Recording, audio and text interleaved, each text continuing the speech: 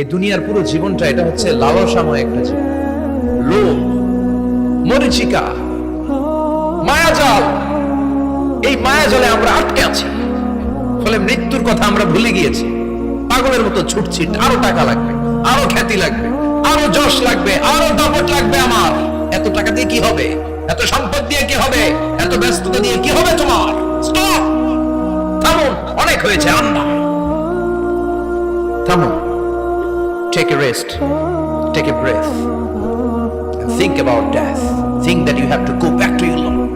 একটু বসেন না, একটু ভাবেন যে আমাকে চলে যেতে হবে, চলে যেতে হবে। এই কোলাহল, এই ব্যস্ততা, এগুলো থাকবে, থাকবো না আমি।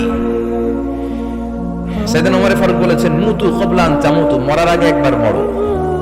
হাসিবু ক্বাবলা আন তুহাসাবু আলাইকুম, তোমার হিসাব নেওয়ার আগে তুমি একবার নিজের হিসাবটা করো না। কাগজ বের করে একটু লিখো না, কি কি ভালো কাজ করছিলা যেগুলো দিয়ে নাজাতের ওসিলা হতে পারে। 1 2 3, আর কি কি আকাম কুকাম করছো দেখো না, লিখে দেখো তোমার অবস্থাটা কি। মরার আগে একবার মরো। মরার আগে খাটের মধ্যে শুয়ে শটান করে চোখ বন্ধ করে একবার মরার ভান করে দেখেন কেমন লাগে।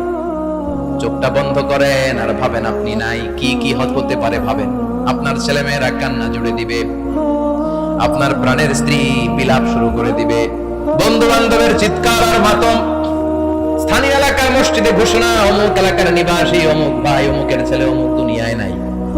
সব আত্মীয়রা চলে আসবে, ফেসবুকে স্ট্যাটাস দেয়া হবে, সবাই সবাইকে জানাবে বিকাল 4টায় অমুক হাই স্কুল ময়দানে আপনার জানাজা। ছুটে আসবে, সবাই ছুটে আসবে আপনাকে শেষ বিদায় দিতে, গুড বাই জানানোর জন্য, আল ওয়াদা, বিদায় জানাতে আসবে সবাই। 4 তাকবীর দিয়ে আপনার জানাজা হবে, অশ্রুসিক্ত জানাজায় আপনার বিদায় হবে। কাঠের খাটিয়ার মধ্যে করে কাঁধে তুলে আপনার কবরে নেওয়া হবে। আগে থেকে খুঁড়ে রাখা কবরটার মধ্যে আপনার বিছিয়ে দেয়া হবে। বাঁশের কচি দিয়ে তার উপরে মাটির চাপা দিয়ে সব চলে যাবে।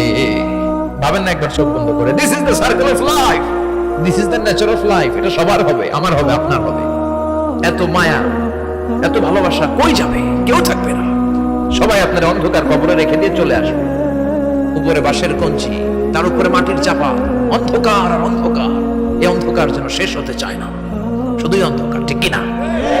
এজন্য আমাদের চলে যেতে হবে। দাদা গেল, চাচা গেল, মামা গেল, আমাদেরকেও যেতে হবে, জোরে কোন ঠিক কিনা? একদিন মাটির ভেতরে হবে ঘরে মন আমার, কেন বন্ধ দালান ঘর, প্রাণ পাখি উড়ে যাবে পিঞ্জর ছেড়ে, ধরা ধামে সবই রবে তুমি যাবে চলে, বন্ধু বান্ধব যত, মাতা পিতা যারা সুত, সবই হবে তোমার পরে, মন আমার কেন বন্ধ দালান ঘর, একদিন মাটির ভেতরে হবে ঘরে মন আমার, কেন বন্ধ দালান ঘর, ঠিক কিনা? সব করে থাকবে, চলে যেতে হবে আমাদেরকে। এজন্য আখিরাতের কথা যেন আমাদের স্মরণ হয়। বিষ্ণুই বলতেন, নাহাইতুকুমান জিয়ারাতিল কুবুর, আমি তোমাদেরকে কবর জিয়ারত করতে আগে নিষেধ করতাম, কিন্তু এখন নিষেধাজ্ঞা প্রত্যাহার করে নিলাম। এখন সব সময় তোমরা কবরের সামনে যাবা আর জিয়ারত করবা। কবরস্থানে জানতো বড় কৃষ্ণপুরের এই গ্রামের কবরস্থান আছে কোন দিকে? পূর্ব দিকে আছে, গোখরার জলের দিকে। জান আপনারা? একটু যাবেন, একটু গেলে আখিরাতের কথাটা স্মরণ হবে। ওখানে ছোট শিশুরা শুয়ে আছে, কিশোর যুবকরা আছে, আপনার মতো তাগড়া যুবক মুরব্বীরা আছে। এরা এই এলাকায় থাকতো, এরা আকাশ থেকে নেমে আসে না, এই এলাকার সন্তান, আজ নাই। একটা সার্টেন পিরিয়ড শেষে আপনিও থাকবেন না। This is the nature of life, this is the circle of life. ছোট্ট শিশু হয়ে এসেছিলেন, শৈশব, কৈশোর, যৌবন, প্রৌঢ়ত্ব। আগে ছিলেন সিঙ্গেল, বিয়ে করে হয়ে গেলেন ডবল। এরপরে আল্লাহ আপনাকে একটা মেয়ে দিল, এরপরে মেয়েকে বিয়ে দিয়ে শ্বশুর হলেন, এরপরে ওই মেয়ের ঘরে সন্তান হতে নানা হলেন। আর কতদিন? অনেক দিন হলো তো, অনেক লম্বা সময় পেয়েছেন আপনি। Think about death. এবার যাওয়ার কথা ভাবেন, আখিরাতের সামানের কথা ভাবেন, ফিরে যেতে হবে। কি শক্তিশালী যুবক, বার্ধক্য চলে আসলে লাঠি ছাড়া চলতে পারে না। কুচকুচে কালো দাড়ি সাদা হয়ে যায়, দাড়ির শুভ্রতা, বয়সের ভার, রং ধরা যৌবন জং ধরে শেষ, ঠিক কিনা? This is the circle of life. যুবক ভাইরা, এটাই জীবন, চলে যেতে হবে, কেউ থাকতে পারবে না, ঠিক কিনা? এটা রিমাইন্ডার আল্লাহ এই সূরার ভিতরে দিয়েছেন যে তোমাদেরকে ফিরে যেতে হবে, এই লোভ লালসা ছেড়ে দাও। রব্বুল আলামিন বলেন আলহাকুমুত তাকাসুর হাত্তা যুরতুমুল মাকাবির। ও গোলাম, দুনিয়ার সম্পদ লোভ লালসা তোদেরকে পাগল বানিয়ে দিয়েছে। এই লোভ পাগলামি কোনোদিন তোদের থামবে না যতদিন না তোরা কবরে ঢুকবি, ঠিক কি না? কার কথা? আল্লাহ বললেন দুনিয়ার সম্পদ আর লোভ আর মোহে তোমরা গাফেল হয়ে গিয়েছো, আখিরাতের কথা বেমালুম তোমরা ভুলে গিয়েছো। কিন্তু আখিরাতে তোমাদের যেতেই হবে, কবরের বাড়িতে তোমাদের ঢুকতেই হবে, ঠিক কি না? যেতেই হবে, আমরা ভুলে যাই। আলহাকুমুত তাকাসুর, অতিরিক্ত পাওয়ার লোভ, বেশি বেশি খাওয়ার লোভ, বেশি বেশি জমানোর লোভ মানুষকে গাফেল বানিয়ে দিয়েছে। এটা মানুষের স্বভাব, আরো চাই আরো চাই, এই স্বভাবটা আছে না নাই? দেখবেন ছোট বাচ্চারা মসজিদের দোয়া অনুষ্ঠান শেষে জিলাপি দেয় না? বড় কৃষ্ণপুর কি দেয়? আগে বাতাসা দিত না, এখন কি দেয়? জিলাপি দেয়, মিষ্টি দেয়। তো মসজিদের 2-3 গেট থেকে যদি দেয়, ছোট বাচ্চারা দেখবেন এদিক দিয়ে কয়েকটা নিয়ে আবার ওই গেটে লাইন ধরে। ওর হাত হলো ছোট হাত, ওর হাত ভর্তি জিলাপি, আর নেওয়ার জায়গা না, এরপর আরেক জায়গায় লাইন ধরছে, আরো লাগবে আরো লাগবে, এই আরো আরো আরো চাই। এই স্বভাবটাই মানুষকে কুড়ে কুড়ে শেষ করে দিয়েছে। এত লাগবে কেন তোমার? চাহিদার কোনো শেষ নাই, unlimited demand of human being. যার আছে বেশি তার চাই বেশি, যার সাইকেল আছে তার হুন্ডা চাই, হুন্ডা আছে তো প্রাইভেট কার চাই, প্রাইভেট কার আছে তো প্লেন চাই, প্লেন আছে তো হেলিকপ্টার চাই, হেলিকপ্টার আছে তো ওইটা চাই, ওইটা আছে তো সেটা চাই, ঠিক কিনা? এলাকার মেম্বার যে হয়েছে চেয়ারম্যান হতে চায়, আছে না নাই? চেয়ারম্যান সাহেব এমপি হতে চায়, আছে না নাই? এমপি সাহেব মন্ত্রী হতে চায়, আছে না নাই? মন্ত্রী সাহেব প্রধানমন্ত্রী হতে চায়, আছে না নাই? কিন্তু এই দেশে সুযোগ নাই। কথা কন, এই দেশে প্রধানমন্ত্রী সিলেক্টেড, 2-3 জনের বাইরে কেউ প্রধানমন্ত্রী হতে পারবি না, ঠিক কিনা? আমার এই জীবনে তো আমি 2-3 জনই দেখলাম। বেগম খালেদা জিয়া, মাননীয় প্রধানমন্ত্রী শেখ হাসিনার ছোট্টবেলা দেখেছি এরশাদকে, আমরা তখন ছোট। তো মানুষের চাহিদার কোনো শেষ নাই, যার আছে বেশি তার চাই বেশি। এজন্য বিষ্ণু বলেছেন উনজুরু ইলা মান হুয়া আসফালা মিন, তোমার চেয়ে যে খারাপ আছে ওর দিকে তাকাও। ওয়ালা তানজুর মান হুয়া আ'লা মিন, তোমার চেয়ে যে ভালো আছে ওর দিকে তাকাও না, তোমার চেয়ে যে খারাপ অবস্থানে আছে ওর দিকে তাকাও। অনেকে নিজের অবস্থান নিয়ে সুখী না, এরকম আছে না নাই? আল্লাহ আমার এটা দিল না রে, ওইটা দিল না রে, পাইলাম না রে, কিচ্ছু হয় না, কি করব জীবনে, হতাশ। আসলে আছে কিন্তু অনেক, কিন্তু শুকরিয়া নাই, টাকা, ঠিক কি না? নিজের অবস্থান নিয়ে সুখী না, কিন্তু অনেক লোক আছে তারা আপনার অবস্থানে পৌঁছতে চায়।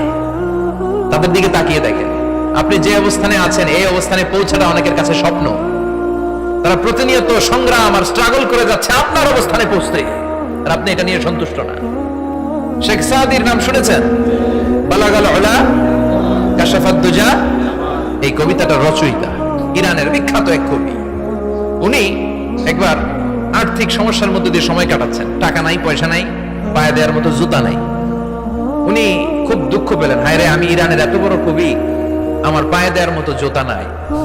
দুঃখ ভরা মন নিয়ে রাস্তায় হাঁটতে বেরোলেন। হাঁটতে হাঁটতে হঠাৎ দেখলেন একটা লোক শুয়ে শুয়ে কাঁদছে, ওই লোকটার 2টা পাই নাই, পাই নাই।